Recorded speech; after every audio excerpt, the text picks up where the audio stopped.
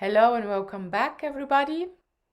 You're listening to a new episode in the series of The Amazing Autistic Woman. I'm Tanya, your host, and I'm glad to have you here today. In this series, I interview women on the autism spectrum, showing our everyday life struggles, our limitations, and our problems. Autism is not something you can see, therefore, our struggles are often invisible, but they are still real, and sometimes they can be tough to deal with. Would you like to see more of these interviews? Then please help me make those. There's a GoFundMe link below the video. You can click and contribute. Any amount is fine. Any money is helpful for me. Thank you. Okay, so I'm really passionate about making interviews because of our unique stories. Every one of us has a unique story, so have you. And also my guest today, which is Jane. Hi, Jane. Hi, Tanya. Thank you for inviting me today. You're welcome. It's my pleasure. So Jane is from the UK and she runs Mind Matters Training. That's a mental health training provider in the UK. Hi, Jane. So we are expecting your story and why you provide health training, mental health training in the UK. So I own a training company called Mind Matters, and we deliver quite a lot of mental health training across businesses in the UK and sometimes beyond the UK as well. In terms of my own reasons for doing that, I've had my own mental health difficulties, and I think sometimes when you experience your own mental health, your own pain associated with mental health, you don't want others to experience it, or you want to reduce that wherever possible. So I suppose the original reason for delivering mental health training was to help others not experience at the level in which I did mental illness. So that's why we kind of moved into mental health training. On reflection, I also recognized that a big part of why I moved into the field of mental health was because I was searching for my own identity, my own reasons that I felt different, my reasons for feeling wrong. And I actually searched in mental illness to try and identify my reflection, to try and work out what was going on for me. So it's also testimony to that search. Mm-hmm. Good. So you touched on it briefly already. So your own mental difficulties led you to where you are now, and you had an autism diagnosis as well. How long ago was it? So I was diagnosed autistic on the 22nd of June in 2021 at the age of 45. So fairly recent. And I think it's fair to say that I'm still processing that diagnosis, including, I think, grieving for my past and the person that existed before that diagnosis and how that's changed everything. Mm-hmm. Yeah, you picked up on something very interesting about grieving. Can you elaborate a little bit about that? I think it's very interesting. Hmm. I think once you receive a diagnosis, or once you fully sort of self-identify that you are autistic, it's almost like putting a lens over your life. I often liken it to when you go to the opticians and the optician puts different lenses over your eyes. So I've had an autistic lens put over my past. So I've had to go back and process the memories, the emotions. Autistic people have a very good long-term memory and an exceptional memory for detail. Those memories include emotional memories, and sadly for autistics, some of that might include emotional trauma. So we go back, we process that, but we process that through the new lens that is autism. And what that can often do is it can validate an experience. It can help us to recognize that in that particular experience, we weren't wrong, we were just different. It can help us to understand how we were interpreting the world at that point and why we interpreted it the way we did. It fundamentally answers the question why, because many undiagnosed autistics will live for a very long time wondering why they felt the way that they did, why they felt different, why they felt they didn't belong. So what we do is we go back and we analyze that, but as part of that process, we grieve for the person that existed almost like the person that was, but the person that wasn't.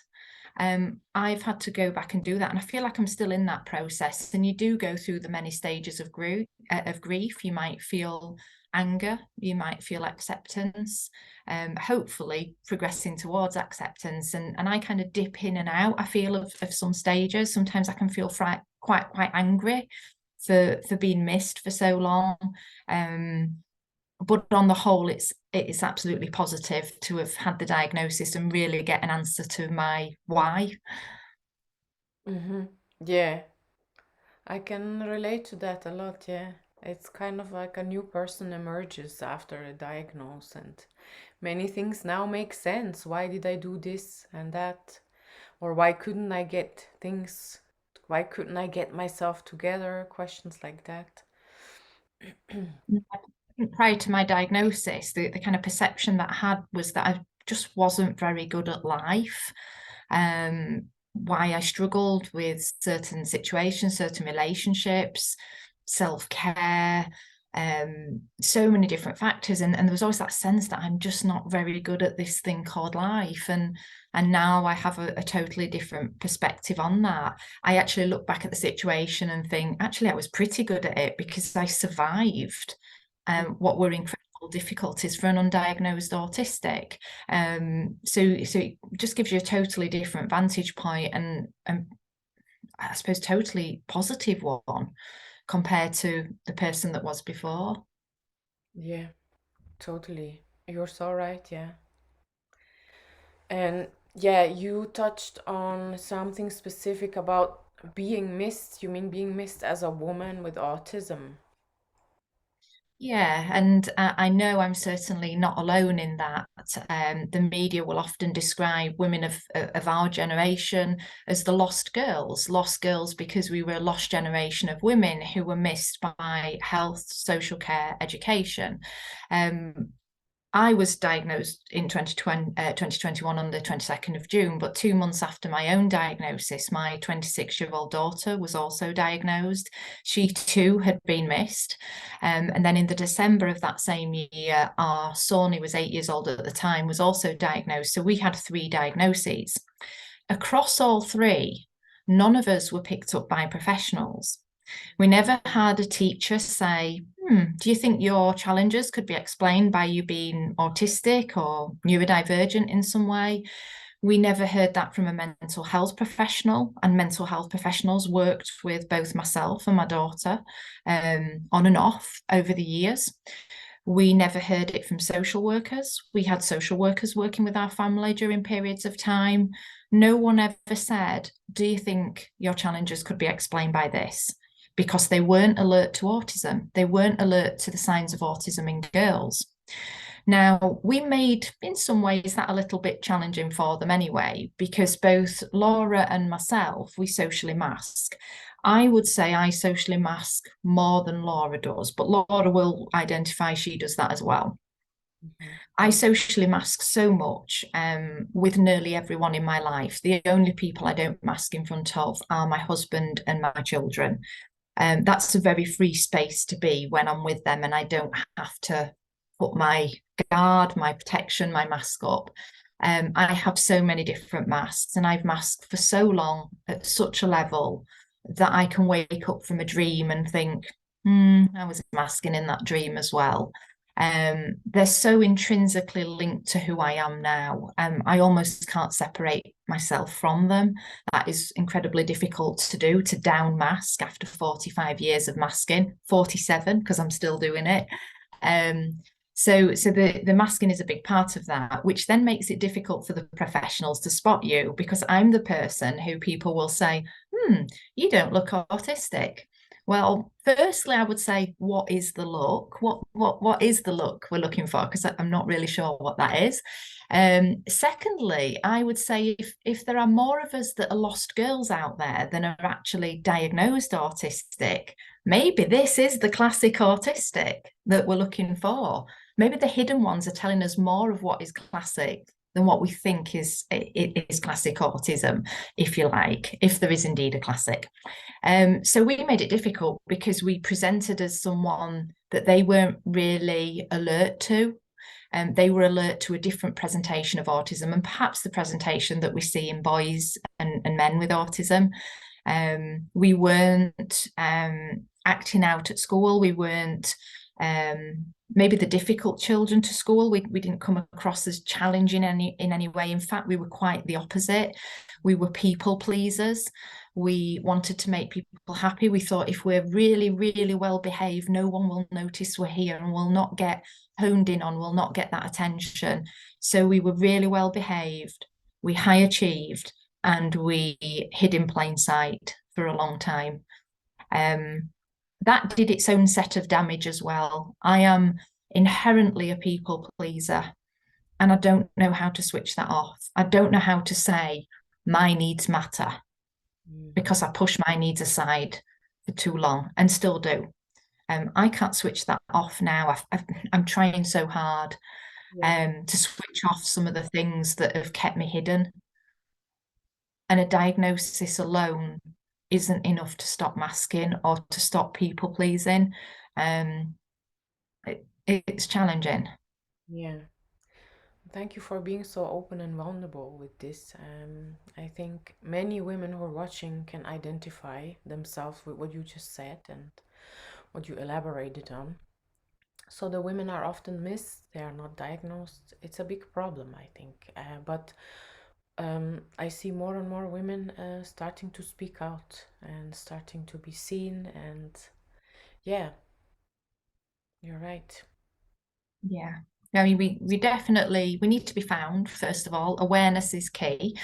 Only by making people autism alert, particularly female presentations of autism alert, and that would include boys and men who present the female phenotype as well, not just females. We'll be talking about people who identify as female. All of those people are much more likely to slip through the net.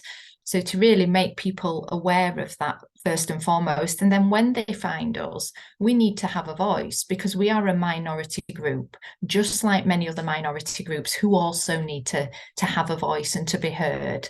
I think the challenge with us is many of us don't know our identity. We don't know our minority group to which we belong till we find ourselves. So half of our journey is to work out what is our difference. The next half is to say, hear us and respond accordingly, meet our needs.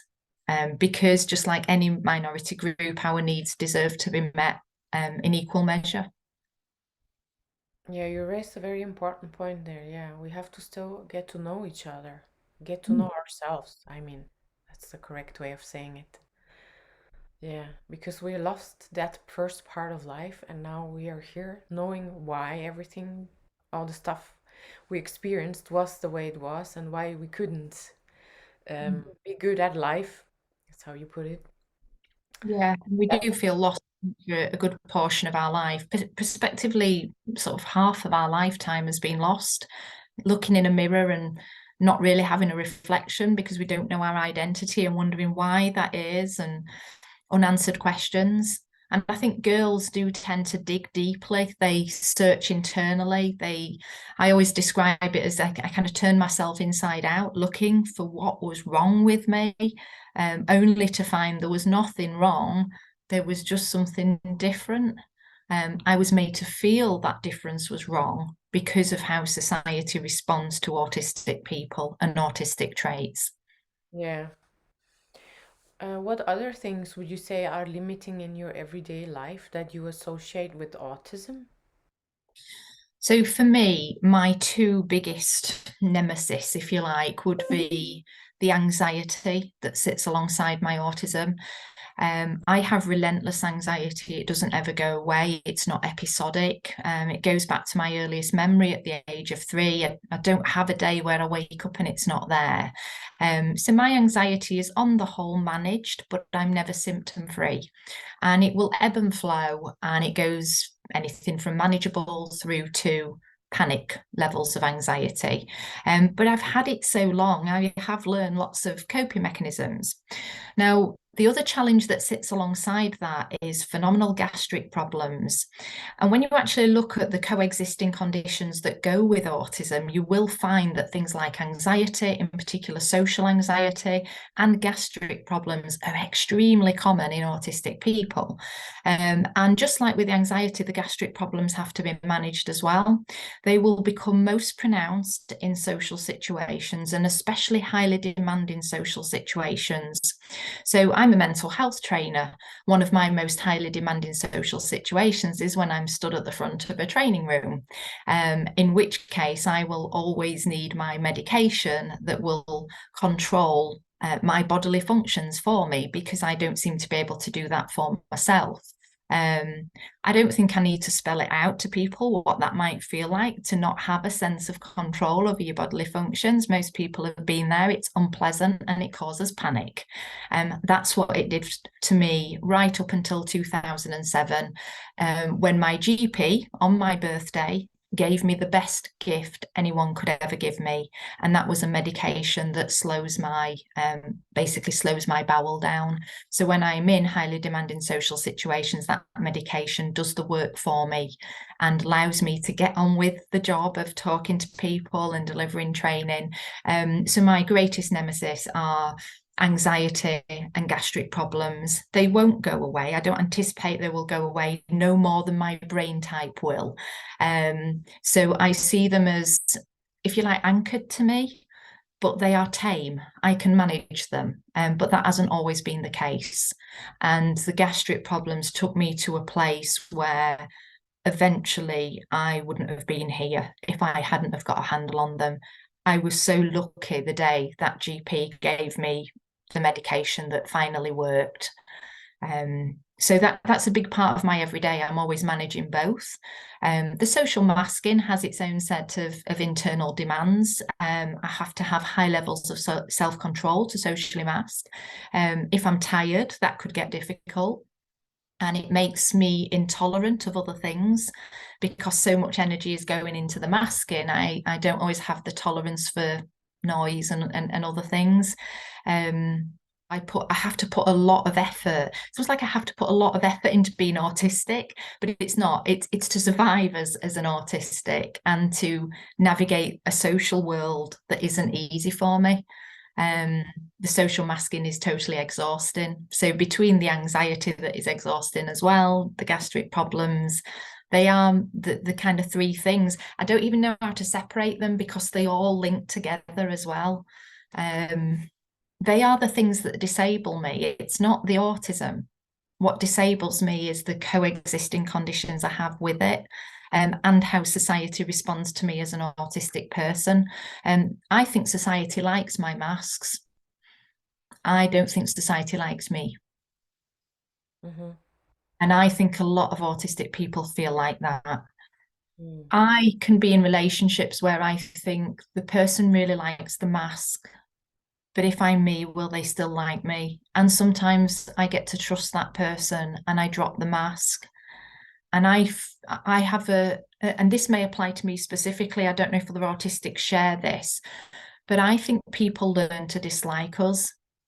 I think sometimes people learn to hate us because autistics, I worry that many people just struggle with the autistic presence in the world. Yeah, I think And so. that sounds really sad, but that is my personal feeling and experience. Why do you think? I think because autistic ways are unusual. When we unmask, we can be direct in our speech. I'm good at filtering out. I filter, I censor because I'm a people pleaser. If I stop being a people pleaser, because people pleasing serves other people beautifully. But what if I stop doing that? What if I stop trying to make your world happy and focus on my needs? I think I'm going to lose friends. I think I might lose people who my being autistic and masking helps. If I drop that, will you still like me? And that's what I live with. I live with that. And actually think a lot of autistics live with that. We're not liked for our directness. We are seen as rude. Our needs and obsessions could be seen as strange. I think a typical response to autistic people when they are unmasked is that they are weird. We are weird, or we are geeky. I'm a geek. I love learning. Learning makes me happy. It excites me. I think you could put me in any lecture hall in a university across the UK, unless it was maths.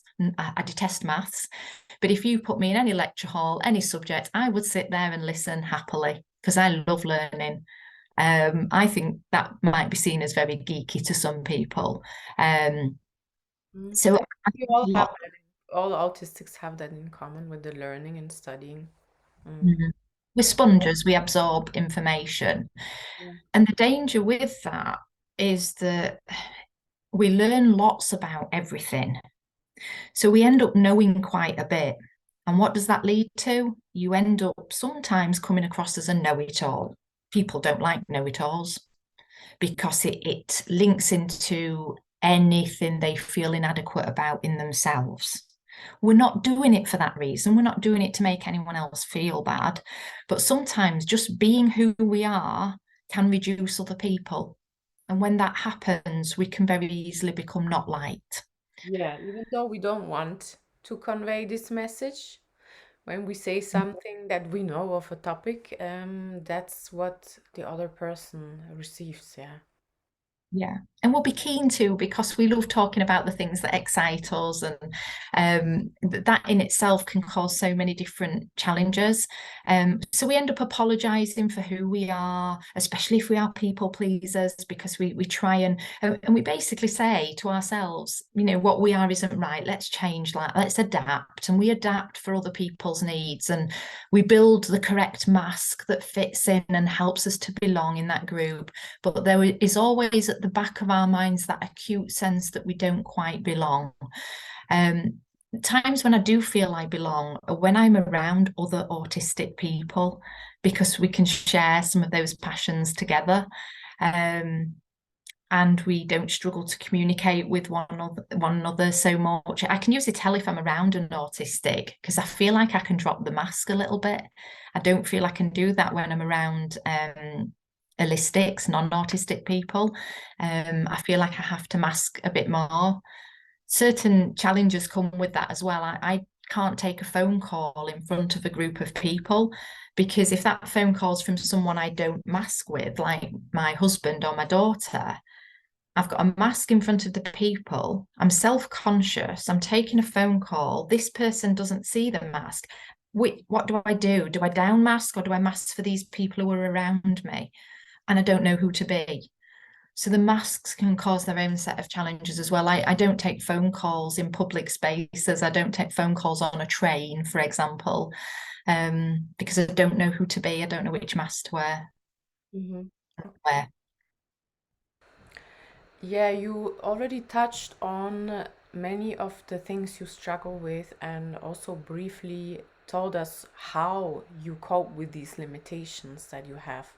Can you name a few more, maybe that you found for yourself some techniques and useful routines, maybe that help you cope in everyday situations? Yeah, I think in part because I was late diagnosed, I'd learned probably quite a lot of coping mechanisms to navigate life and get through. One of the things I do struggle with, like many autistic people, is my short-term memory is quite poor. I struggle with executive dysfunction. One of the things I will do is I create a lot of lists. I always say if it's not written down, it's gone. Some of the challenges I have is when I'm doing an interview like this, I might be asked a question and I get so passionately talking about something that I forget what you were asking me. So I often will lose my train of thought and I have to go back a stage and work that back out or interact with the person for them to kind of guide me as to where we started out. I call that brain firework. It starts off here and it ends up as a big explosion. So we sometimes have to kind of drill back down to the original question. And that happens across a lot of things. If something is out of my visual eyesight, I forget about it. So if I want to remember something, I might anchor it to something else, or I have to leave it within my visual. so I don't forget. I work with a lot of lists. I write everything down. So to the outside world, I look probably like a very efficient, organized person. I'm not. If you take into account my executive dysfunction, I just have some really fantastic coping mechanisms. So I've taken what has been a deficit and turned it into a strength. And I think I've actually ended up doing that with quite a few different areas. A lot of it I've picked up on reflection after my diagnosis. I'm now aware why I struggle with noise, particularly if it's a lot of different noise. I'm now aware of why I can hear a conversation going on far over the other side of a room, maybe in a restaurant. I can hear 5 different conversations in detail, and why that becomes then quite overwhelming. So little things I'm trying to accommodate more and learn how to deal with. One of the things I've done this week is I've literally finally bought myself some little ear defenders, so that when I am in situations where the noise is too much, I can put these little discreet things in and hopefully go inside my head and have a bit of respite from that. That's took me a while to kind of say, yes, you need these. And I think one of the reasons I haven't done that is because I worry what other people will think still. Is she suddenly autistic and wasn't before? Well, I always was, but I didn't have my needs met. What I'm doing now is saying, I'm going to meet these needs. And I'm trying so hard to do that without apology, which is hard as well. I do that too. I have earplugs with me all the time, even if it's at normal. Um, um, if the noise is normal for other people, I will put them in, and I don't care if they laugh or not. Yeah. Good. You gave me a good list of things. And actually, if any one of you listening right now is also autistic and wants to learn a few more tips and tricks, I made an online course. It's a playlist of videos where I give a few of my tips away for free. There's a link below where you can click, you give up your email address, and you can do this little online course on your own. And I hope it will help you. Okay, Jane. Yeah, do you have any last words for autistic women or non-autistic people who are listening for today? Ooh, I think in terms of meeting our needs, I think firstly, autistic people need to be accepted for who they are as autistic people, and where possible, they need to be supported so that they can feel part of the world that we all live in together. But one thing I would say is we also need to be very mindful of awareness. I don't think we can move straight over to acceptance and support.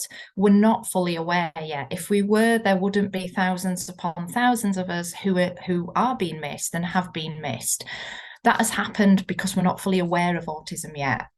So yes, acceptance and support, but also let's be more aware. Let's help ourselves to be educated, and I think the way to do that is to hear our stories. My story is just my story. I cannot speak for other autistic women. I know, Tanya, you will have a story, and so will all the other late diagnosed women and men who are diagnosed. And I feel we need to be heard. Yes. Amen, sister. Thank you very much, Jane, for your time and for giving this interview, and to everyone watching. Thank you as well. You can also hire me to make an interview, a personalized interview for your own homepage if you're interested in. More information also in all the links below. We say thanks and bye to the UK. Thank you, Tanya, and thank you for giving us that platform to share our stories as well. It is so invaluable. Thank you so much. You're welcome. It's my pleasure, really. It is. You make it possible. You make it possible to make these interviews for me. Thank you. Bye. Bye.